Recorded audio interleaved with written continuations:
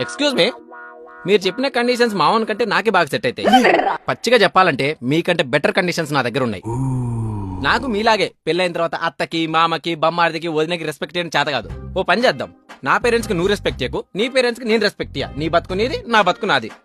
Number 2, I'm also a public figure. నా Insta ID, నా FB ID నువ్వు అడగొద్దు. నేను చాటింగ్ చేసుకుంటాను, నేను డేటింగ్ లకు వెళ్తుంటాను. సో నీకు నచ్చిన వాళ్ళతో నువ్వు చాటింగ్ చేసుకో, నాకు నచ్చిన అమ్మాయిలతో నేను డేటింగ్ చేసుకుంటాను. నెంబర్ 3, పెళ్ళైన తర్వాత ఇద్దరం కలిసి ఉందాం అనుకున్నాం అనుకో, నువ్వు ఒక 10 లక్షలదే, నేను ఒక 10 లక్షలు తెస్తా. ఇద్దరం కలిసి కొత్త ఇల్లు కొనుక్కొని ఉందాం. పోనీ రెంట్ కుందాం అనుకున్నాం అనుకో, నువ్వు ఒక 5,000దే, నేను ఒక 5,000 తెస్తా. రెంట్ షేర్ చేసుకొని ఉందాం. ఇంకా గర్ల్ ఫ్రెండ్స్, బాయ్ ఫ్రెండ్స్ అంటావా?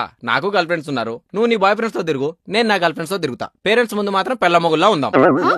నెక్స్ట్, పబ్లిక్ ప్లేస్ లో పోవే రావే ఒసే గిసే అంటావా? అసలు పబ్లిక్ ప్లేస్ లో ఉన్నప్పుడు నువ్వు నా పెళ్ళమన్న విషయం మర్చిపోతా. నీకు నచ్చిన నువ్వు లైన్ వేసుకో, నాకు నచ్చిన దానికి నేను లైన్ వేసుకుంటా.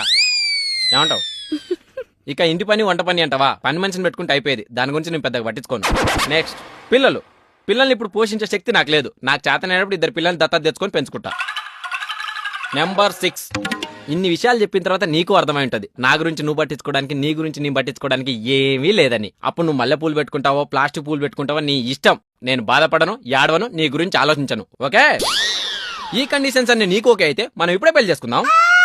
వెంటనే కాదు, కంగారు పడకు. ఓ 5 నిమిషాలు టైం తీసుకో. ఆలోపు బేరా వాట్ టైమింగ్